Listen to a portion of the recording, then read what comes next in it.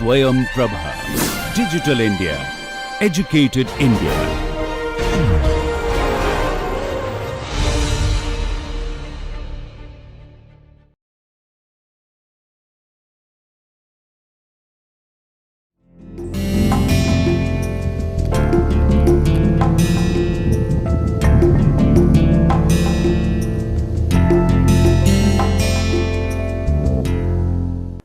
Bio-based technologies, lecture number 6. In this lecture, we will be looking at some of the textile effluent technologies, remediation technologies which are based on biomass. So, biomass based technologies for textile effluent treatment. Biomass based technologies for textile effluent treatment utilize biological processes to degrade organic pollutants present in textile wastewater. These technologies are considered environmentally friendly and cost effective compared to traditional chemical treatment methods. Here are some commonly used biomass based technologies for textile effluent treatment. So, when we talked about various technologies, we talked about activated sludge process, which is nothing but using microorganisms. So, the same biomass based technology, we will now look at it in a more concerted manner, in a more elaborate manner, and try to see how these are actually happening in the real mill where these biomass based technologies are being practiced. Activated sludge process, ASP. In ASP, microorganisms in activated sludge, a mixture of bacteria and protozoa, are used to break down organic matter in the textile effluent. The effluent is aerated to provide oxygen for microbial growth and metabolism, facilitating the degradation of organic pollutants. So, with the help of these microbes which exude enzymes, the enzymes help in degrading the organic pollutants. ASP is effective in removing organic compounds, color and other contaminants of textile wastewater. Biomass based technologies also refer to trickling filter process. These names we had taken in the previous few lectures, but we had not spoken about them elaborately. Trickling filter consists of a bed of inert material such as rock or plastic media, over which wastewater is trickled. Microorganisms attach to the surface of the filter media and form a biofilm. As the effluent passes through the biofilm, organic pollutants are biologically degraded. Trickling filters are suitable for treating high strength organic wastewater, including textile effluents. So, whether we are using activated sludge or trickling filter process, everywhere microorganisms are present. Similarly, we have sequential batch reactor, SBR. SBR is a batch process where wastewater is added to a reactor, undergoes treatment in sequential stages and then discharged. So, as the name suggests, sequential batch reactor, it means that it is happening in sequential stages. Microorganism in the reactor degrade organic matter during various stages of the treatment cycle, which typically includes filing, reaction, settling and decanting phases. The SBR system can achieve high levels of treatment efficiency and are flexible in handling variations in influent characteristics. So, whatever is coming within the reactor, that flow of textile wastewater is called influent and the one which goes out is effluent. Biomass based technologies also encompasses anaerobic digester. Now, as the name suggests, anaerobic digestion involves the degradation of organic matter in the absence of oxygen by anaerobic microorganisms. So, there are organisms which work under oxygen condition, they need to be aerated continuously to continue their metabolism, whereas there are other microorganisms which do not need air or oxygen and they can work under anaerobic situation. Textile effluents can be treated in anaerobic digester where organic pollutants are converted into biogas, methane and carbon dioxide and stabilized sludge. Biogas produced during the anaerobic digestion can be used for energy generation, enhancing the sustainability of the treatment process. So, as a byproduct in the anaerobic digestion process, we also get biogas which can be used for energy generation. Then comes constructed wetlands. All these names we have already heard in the previous few lectures. Constructed wetlands utilize the natural processes of wetland vegetation, soil and microbial communities to treat wastewater. Textile effluent can be treated in subsurface flow or surface flow constructed wetlands where pollutants are removed through physical, chemical or biological processes. Constructed wetlands are low cost and sustainable treatment alternatives for textile effluents, providing habitat for diverse plant and animal species.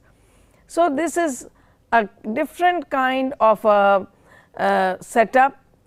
These wetlands are made where there is vegetation, soil, even microbial communities, and on top of that the textile effluent is treated by the subsurface flow or the surface flow constructed wetlands, where pollutants are removed through all the three types of mechanisms which we have learned in the previous physical, chemical or biological.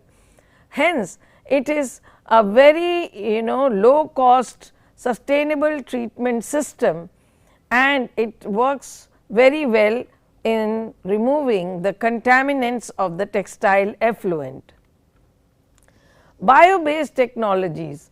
These bio-based technologies which we referred a while ago can be combined or used in conjunction with physico-chemical treatment methods to achieve the desired level of treatment efficiency for textile effluents, meeting regulatory discharge standards and minimizing environmental impact. Textile wastewater treatment has frequently relied on anaerobic methods including consortia of microorganism, that is anaerobic sludge or biofilm as active agent. So, it could be a consortia of microorganism, which means it is a collection of bacteria, virus, fungi, protozoa and all of that. It has benefits over aerobic processes in that they can take higher organic load, do not require aeration and produce less sludge. So, the anaerobic biodigester is definitely more advantageous. Why? Because it can take an effluent which has more of organic load, and yet it makes out very little amount of sludge at the end of the treatment process. Anaerobic treatment is used to decompose sewage sludge. The elimination of soluble COD was 95%, BOD was 95%, and color was removed by 65% in an anaerobic fluidized bed reactor using activated carbon as support material. The efficiency of this process is affected by pH, temperature, waste load, oxygen deficiency, and the amount of hazardous compound that is in the effluent. So, in all practices, among all practices, trickling filters, activated sludge, SBR, this seems to be anaerobic digestion seems to be very promising, because it works very well, but then it does get affected by change in pH, temperature, and the amount of waste load. Oxygen deficiency should be very high, so that it works very well, because these microbes do not want or need any oxygen. So, now let us look into a little deeper look into activated sludge process, which we started with. The activated sludge process is a widely used biological wastewater treatment method that utilizes microorganisms to remove organic matter, nutrients, and other contaminants from the wastewater, including textile effluent. Here are the key details of the ASP method. Process description. In ASP, wastewater is mixed with pollution or population of microorganisms known as activated sludge in aerated tanks. The activated sludge contains a diverse community of bacteria, protozoa, and other microorganisms that consume organic pollutants present in the wastewater as their food source. So, here the microorganisms are actually eating up all the pollutants that are present. The aeration tank are equipped with mechanical aerators or diffusers to provide oxygen necessary for microbial growth and metabolism. So, continuously air is circulated.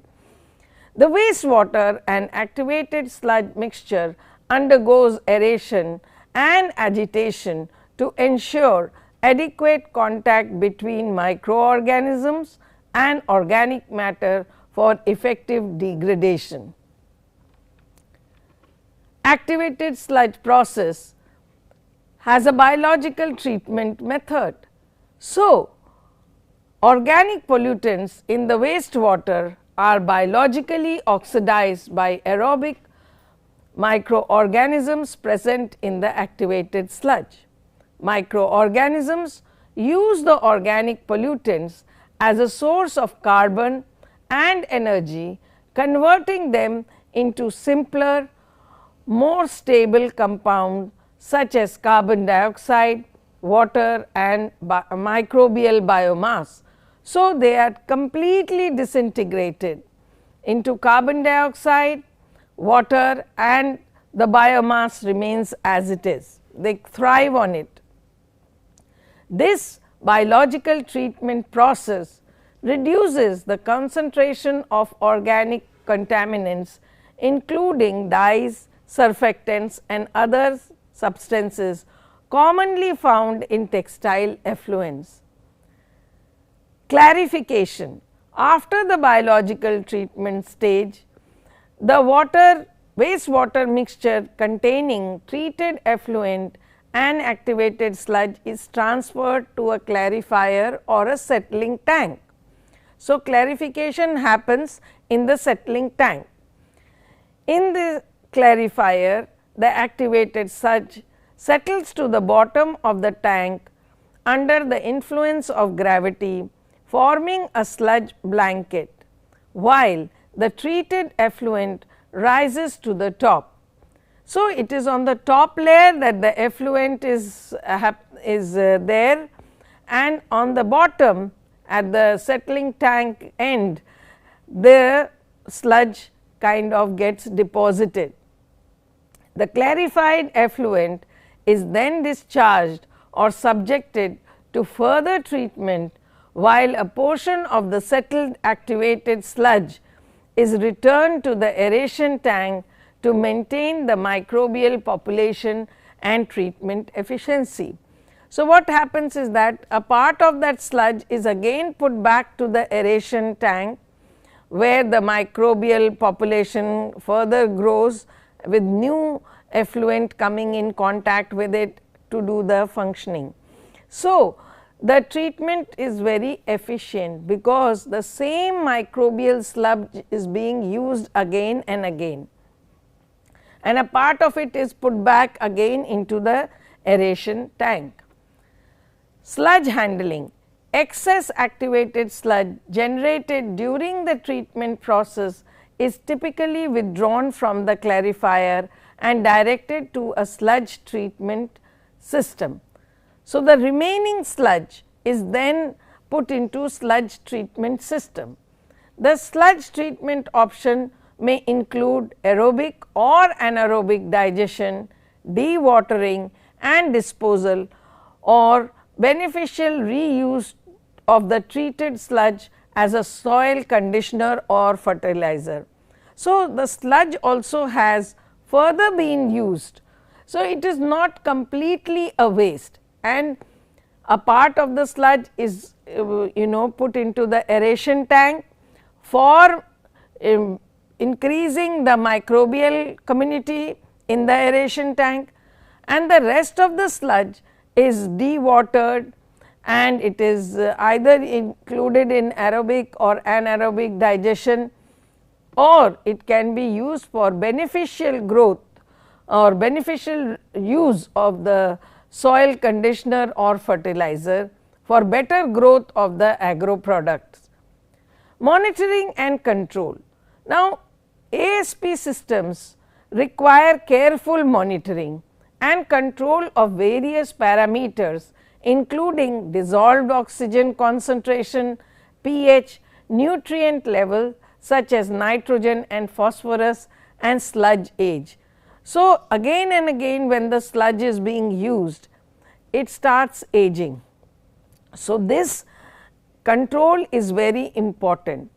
Process control strategies may involve adjusting aeration rates, influent flow rates and chemical dosing to optimize treatment performance and meet regulatory requirements. So, it is very important to have monitoring and control. No system can work without monitoring, otherwise it will be just as though somebody is doing a kind of a exercise which has no limits or which has no parameters to be checked, which is not right, because every time the influent that is coming inside the ASP is having different kind of concentrations of pollutants, and when it has different kinds of concentrations of pollutants, the pollutant load is different, and when the load is different, then the parameters have to be adjusted accordingly. The activated sludge process is known for its versatility, robustness and effectiveness in treating a wide range of industrial wastewaters, including textile effluents, while minimizing environmental impact. Proper aeration and maintenance are essential to ensure the long term efficiency and sustainability of ASP based wastewater treatment systems. So, it is a very robust and versatile system and very effective in actually treating the textile effluents. Now, let us look into the trickling filter process. The trickling filter process is also a biological wastewater treatment method that utilizes microbial biofilms attached to a solid medium to degrade organic pollutants present in the wastewater, including textile effluents. Here are some of the key details of the trickling filter process. So, in the trickling filter process, wastewater is distributed over a bed of inert material such as rocks, gravel, plastic media or other suitable materials which serve as support medium for microbial growth.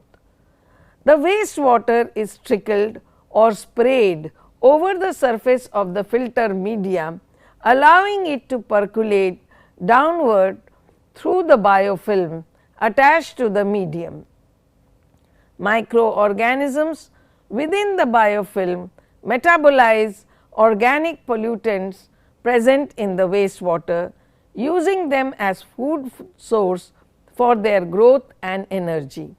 So, the microorganisms are actually using the organic pollutants as their food, and they are metabolizing it in their own system and thereby removing it from the textile effluent. So, they use this for their own growth and also for the energy that they require for metabolism activity. Biofilm formation, how does it take place in trickling filter processes? As wastewater flows over the filter media, microorganisms present in the wastewater attach to the surface of the medium and begin to form a film. The film consists of a complex community of bacteria, fungi, protozoa and other microorganisms that work together to biologically degrade organic matter in the wastewater. So, first the filter medium is taken and then microorganisms present in the wastewater get attached to the surface of the media, and then they form a biofilm. And in this biofilm, it is not consisting of just bacteria alone or fungi alone, it is a consortium of microorganisms, and therefore they call it microorganisms, which include bacteria, fungi, protozoa, algae, virus and all of that. The structure of biofilm provides a large surface for microbial colonization and enhances contact between microorganisms and wastewater, promoting efficient pollutant removal. So, what happens because of the film formation and large surface area, more and more microorganisms are present on the biofilm, and the more the biofilm is loaded with microorganism, the better it is for the degradation of the organic pollutants present in the textile effluent. Aeration, unlike activated sludge system that provides continuous aeration, trickling filters operate under aerobic conditions with intermittent or no aeration. So, here there is no necessity for a continuous air to be circulated within the trickling biofilters. Oxygen required for microbial metabolism is supplied by the air trap within the void presence of the present in the filter media, and by diffusion of oxygen from the atmosphere into the biofilm. So, excess of oxygen is not required. The oxygen that is already present in the between the filters and which is present within the media can diffuse, and the biofilm can take oxygen from there. The intermittent aeration pattern in trickling filter helps maintain aerobic and anaerobic zones within the biofilm, supporting diverse microbial communities capable of degrading a wide range of organic pollutants. So, that way it is supporting both aerobic and anaerobic these microbes to thrive on these trickling filters and film. Treatment efficiency. The trickling filters are effective in removing organic pollutants, suspended solids and biochemical oxygen demand, that is BOD, from wastewater. The biological treatment process in trickling filters result in the conversion of organic pollutants into simpler and less harmful compounds such as carbon dioxide and water. Depending on the design parameters and operating conditions, trickling filters can achieve significant levels of pollutant removal, making them suitable for treating textile effluent and other industrial wastewater. So, because they take care of removal of organic pollutants, suspended solids, biochemical oxygen demand is also lowered from the wastewater, they seem to be very good, because these are a few parameters which we learnt in the previous few lectures, that the main culprits are the textile effluents organic pollutants. And what do? They increase the COD, they increase the BOD, they are also increasing the suspended solids, and therefore, leave alone the pH and the temperature and the color and the turbidity and all of that. So, these are the main culprits of the textile effluent, and if any method can remove that largely, I think that method is one of the best methods for treatment of textile effluent. Effluent clarification. Treated effluent from the trickling filter passes through the filter media and is collected in an underlying collection system. Effluent clarification may be required to remove any remaining suspended solids or biomass before discharge or further treatment. Clarification processes such as settling or filtration may be integrated downstream of the trickling filter to achieve the desired effluent quality. So, what happens when most of it is removed? Then definitely the effluent treatment is successful and the effluent is now having the desired quality as per the regulatory norms, and therefore, it is one of the best methods of doing it. However, trickling filter process requires maintenance and monitoring.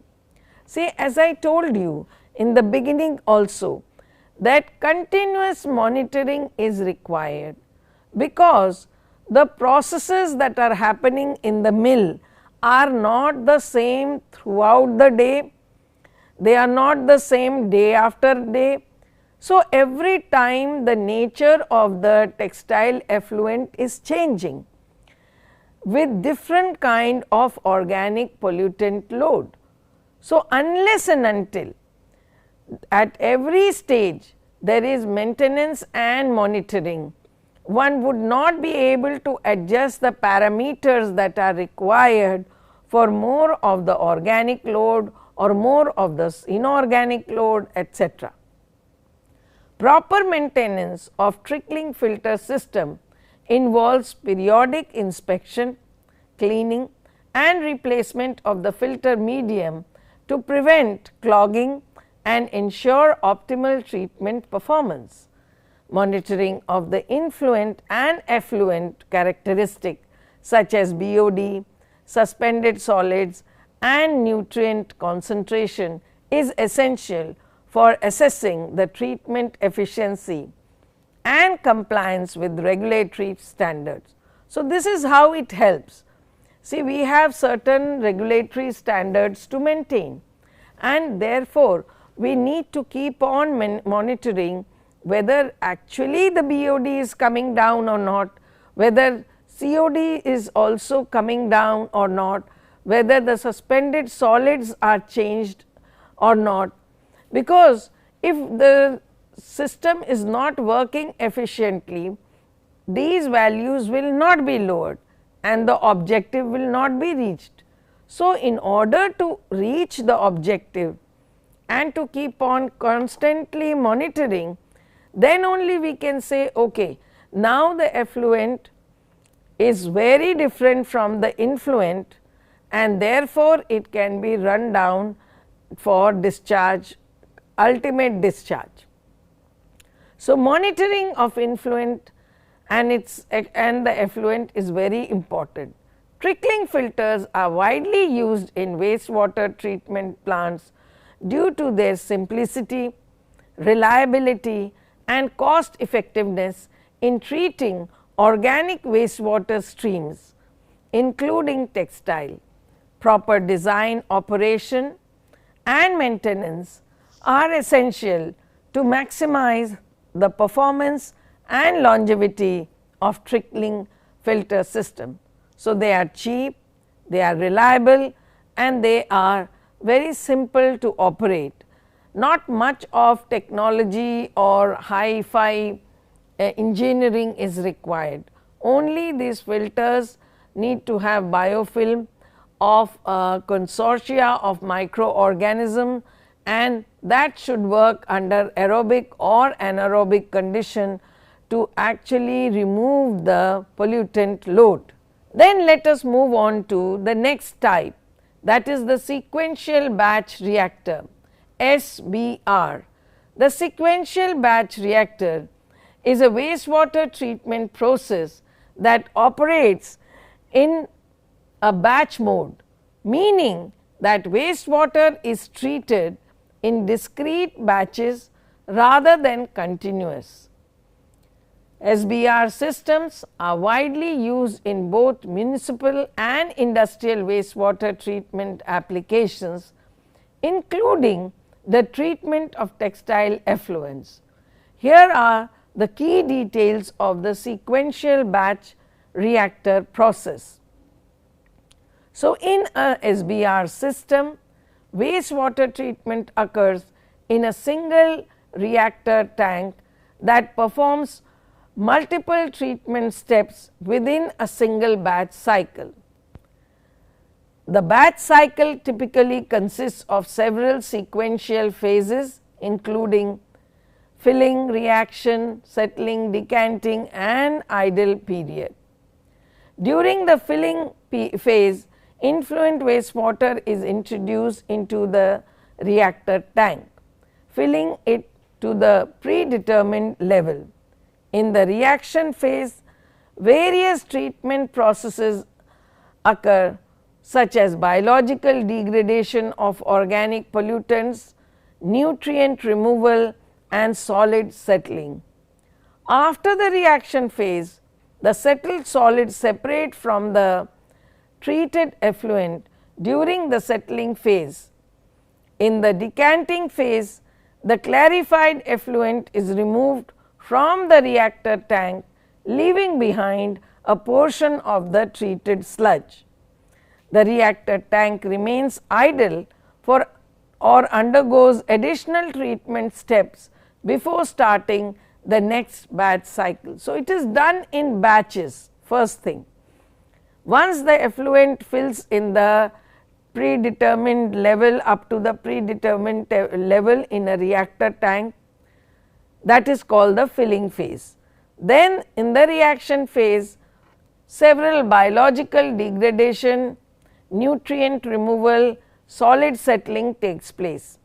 After the reaction phase, the settled solid separates from the treated effluent during the settling phase.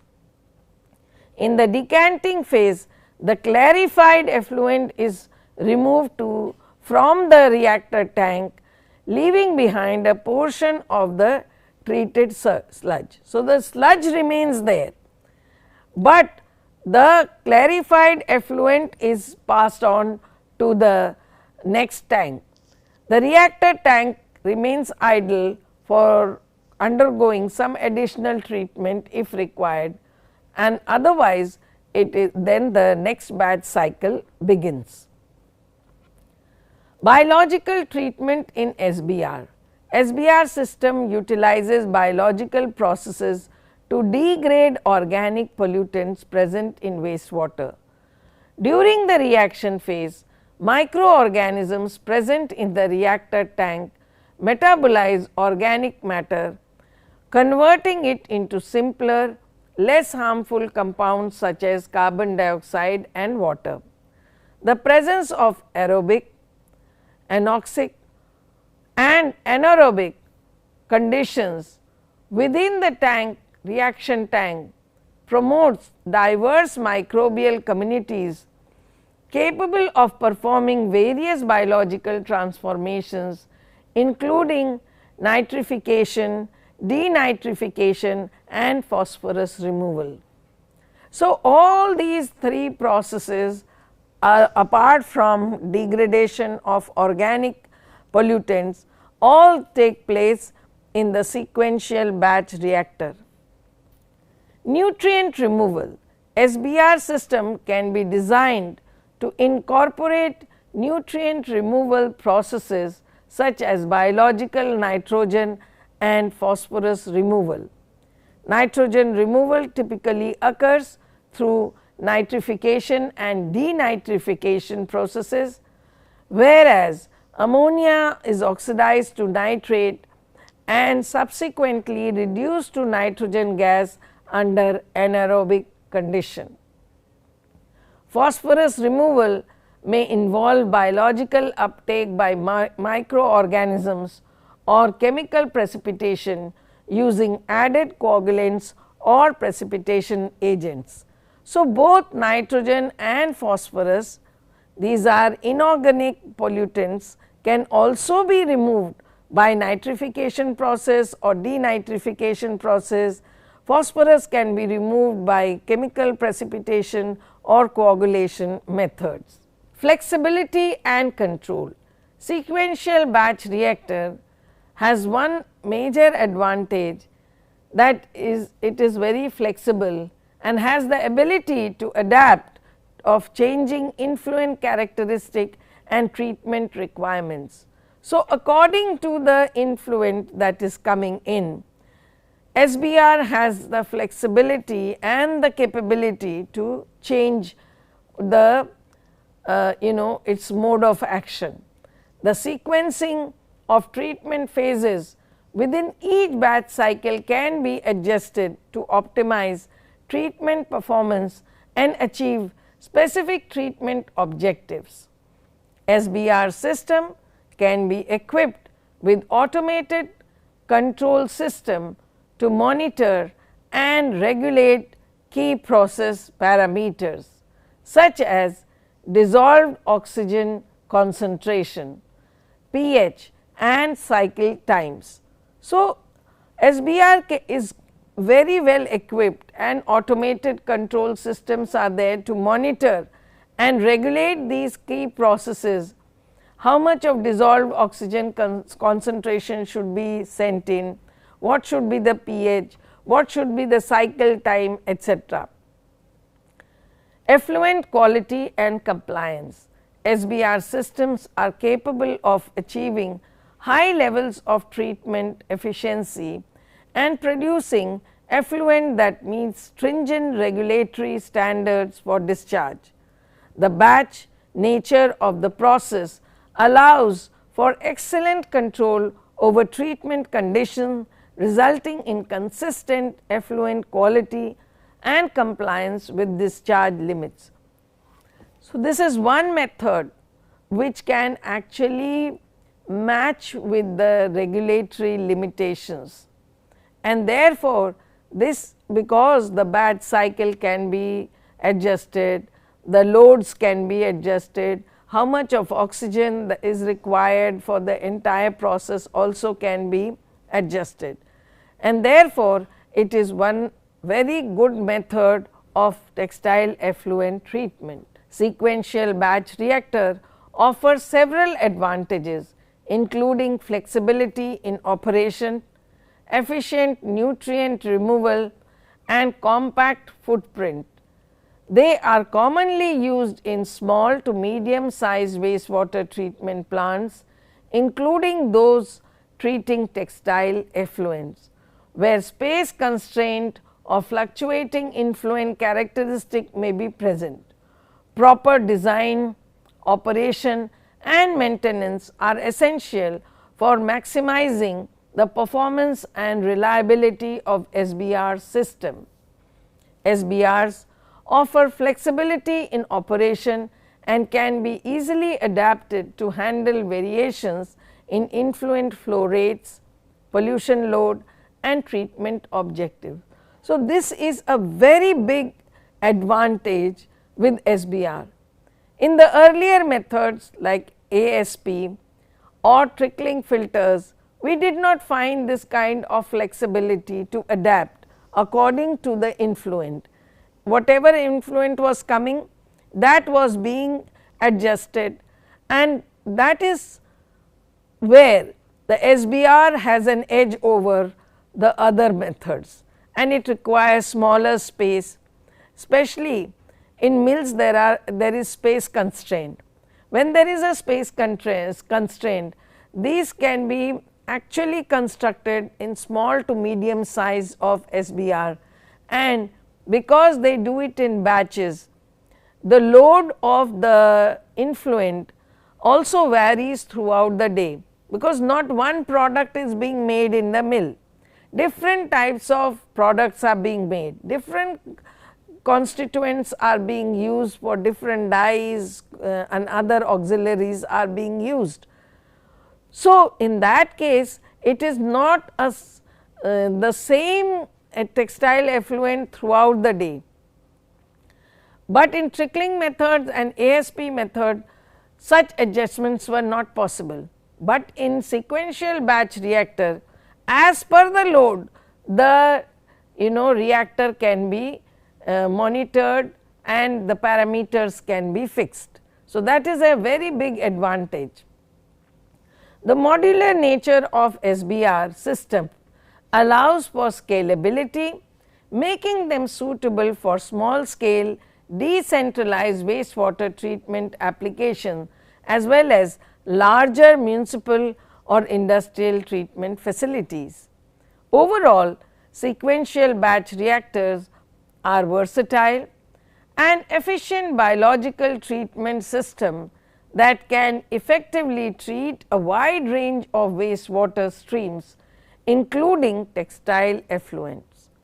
Proper design, operation and optimization are essential for maximizing treatment performance and achieving desired effluent quality standards.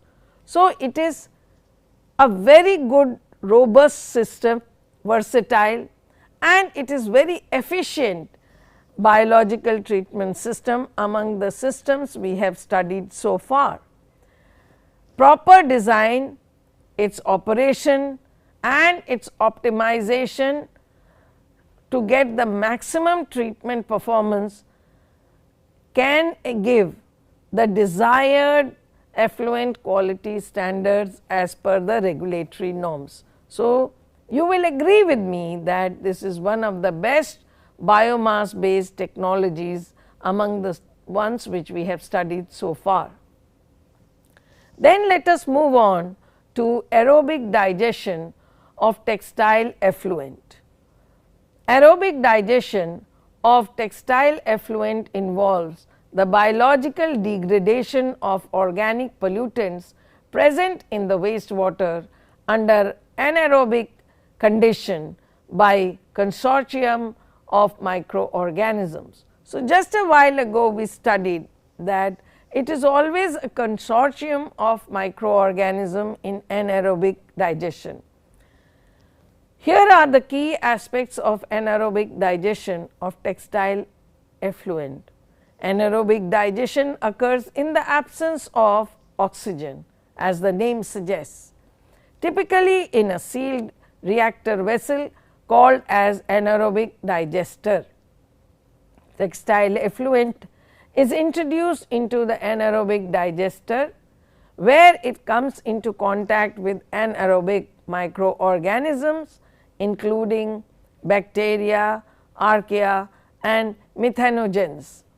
These microorganisms metabolize organic matter in the effluent, converting it into biomass or biogas, mainly methane and carbon dioxide, and microbial biomass. So, biomass is also generated and biogas is also generated, and biogas is nothing but methane and carbon dioxide.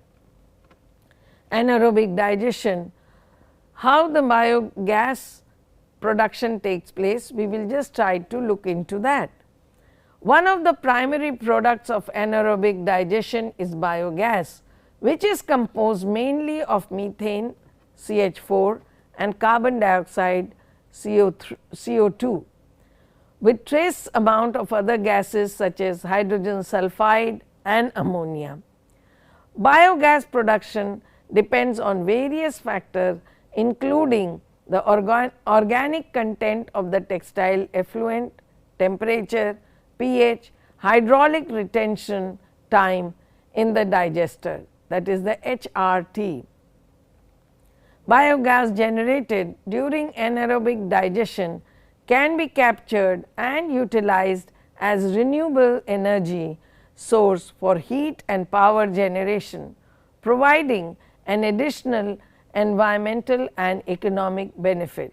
So, here in the anaerobic digestion we get a byproduct which is very useful and which can yield or be very economically beneficial. Organic matter reduction.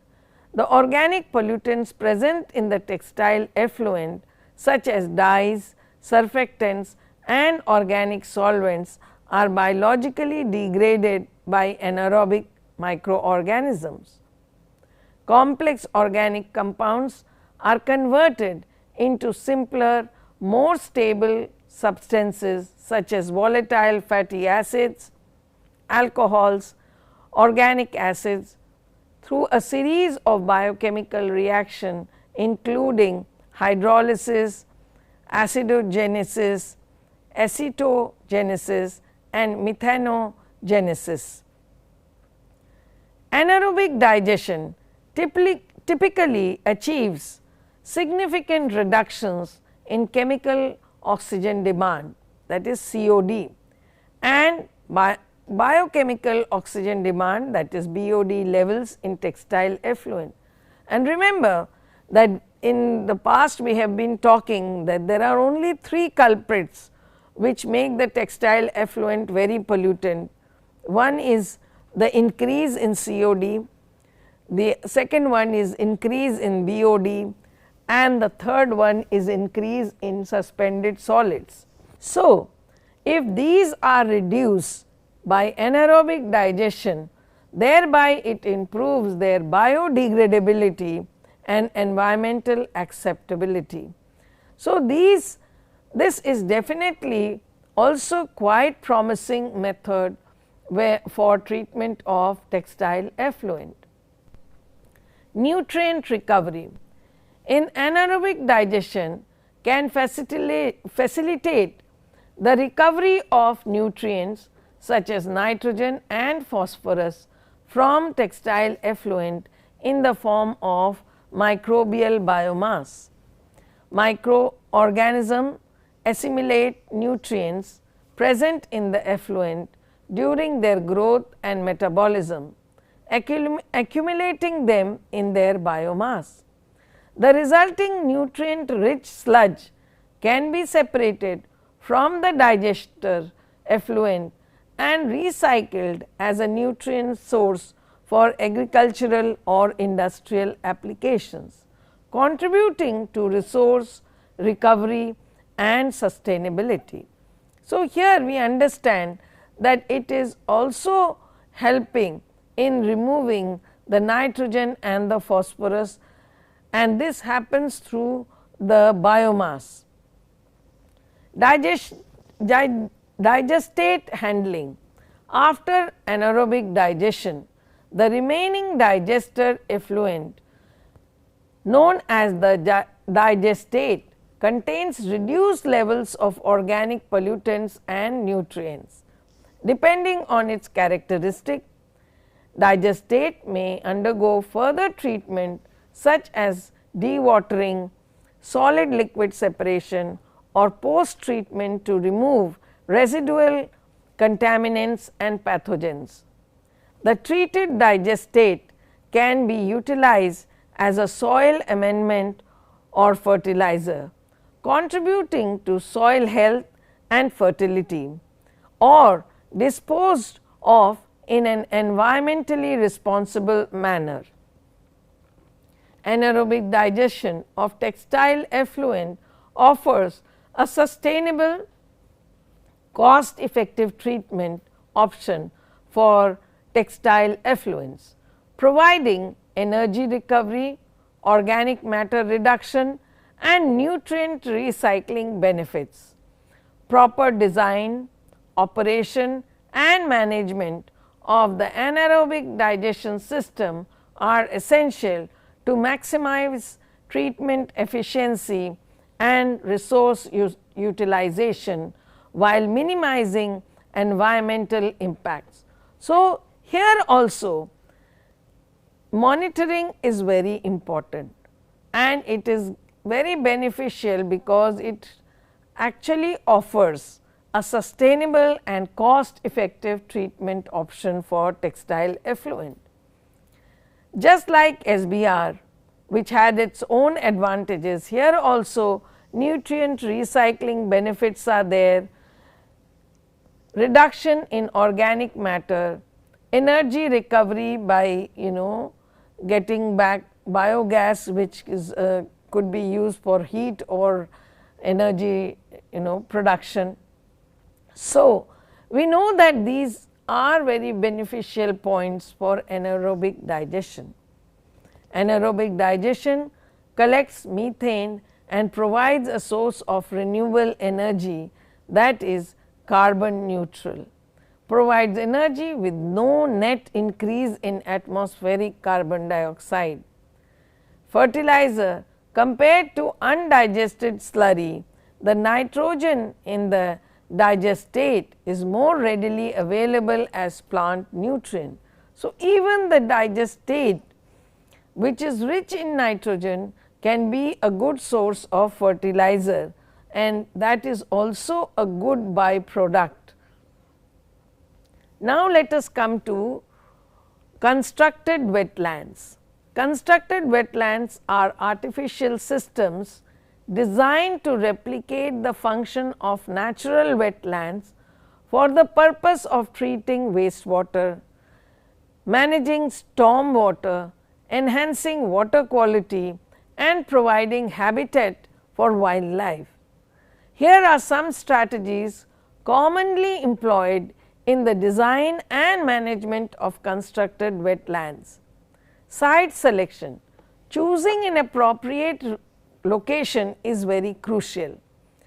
Factors such as topography, hydrology, soil type and proximity to pollution sources need to be considered. So, one cannot make constructed wetland anywhere and everywhere. A proper site selection has to be done. Hydrology management: mimicking natural wetland hydrology is essential. This involves controlling water flow rates, depths and retention times to optimize treatment efficiency and ecosystem health. Vegetation selection: selecting native wetland plant species that can thrive in the local climate and soil condition is also very important. These plants help in nutrient uptake, sedimentation and provide habitat for wildlife. Substrate selection. Choosing suitable substrates such as gravel, sand and organic matter helps support plant growth and provides surface area for microbial activity, enhancing pollutant removal. And I can give you an analogy that we have these plants which are present in the a water tank where aquarium and fishes are kept. So, that kind of system can be achieved through these. So, it has to go through the treatment, training, design, pre-treatment and oxygenation. Aerobic conditions are beneficial for microbial activity and pollutants degradation. Various methods such as surface aeration, surface bubbler, various and constructed channels can be employed to maintain adequate oxygen levels. Constructed wetland again has to go through monitoring and maintenance. It has to go through integration with landscaping. It should not look like a standalone. So, constructed wetlands can be aesthetically integrated into the surrounding landscapes, providing recreational opportunities and enhancing property value. Community engagement and adaptive management. Flexibility is a key to the success of constructed wetlands. Systems should be designed with the capacity to adapt to changing environmental conditions, regulatory requirements and operational challenges over time. What are the benefits of constructed wetland? Wastewater treatment can happen very effectively to remove pollutants from wastewater by physical, chemical and biological systems. They can remove nutrients like nitrogen and phosphorus, organic matter, heavy metals, pathogens and other contaminants, and they have very low operating costs. So, compared to conventional wastewater treatment system, constructed wetlands often have lower operating and maintenance costs. Habitat creation and biodiversity. Constructed wetlands provide habitat for diverse plant and animal species, including wetland dependent species and migratory birds. Flood mitigation. By detaining and slowly releasing storm water, constructed wetlands help reduce peak flow during heavy rainfall events. Aesthetic and recreational value. Well designed constructed wetlands can enhance the aesthetic appeal of landscapes and provide recreational opportunities. Carbon sequestration and climate change mitigation. Water reuse and resource recovery and regulatory compliances are other benefits of constructed wetland. And in order to wetlands have a significant carbon sink, storing carbon in biomasses, soil, organic matter and sediments. So, there are plenty of advantages, and of course, they are resilient to climate change. When we have wetlands around, they play a crucial role in climate change, adapting by buffering the impact of extreme weather events, sea level rise and changes in precipitation patterns of the rains. So, in conclusion, we can say biomass based technology play a vital role in the transition to a sustainable energy future by offering renewable carbon neutral energy solutions that contribute to climate change mitigation, wastewater management, energy security and rural development. However, it is essential to ensure that biomass resources are managed well sustainably. And in conclusion, I will say that biomass based technologies encompasses a diverse range of approaches that harness the energy stored in the organic matter. Renewable energy sources, carbon neutrality are some of the beneficial effects of biomass based technologies. And wastewater management and resource recovery energy diversity and security, biofuels for transformation, like biomass can give biofuels, potentially the greenhouse gases emission reduction, and so on. So, you can see that from conventional fuel, fossil fuel, we are now moving on to something which is more sustainable. And so, with this we have come to an end of this lecture, and we will now wind up this lecture. Thank you.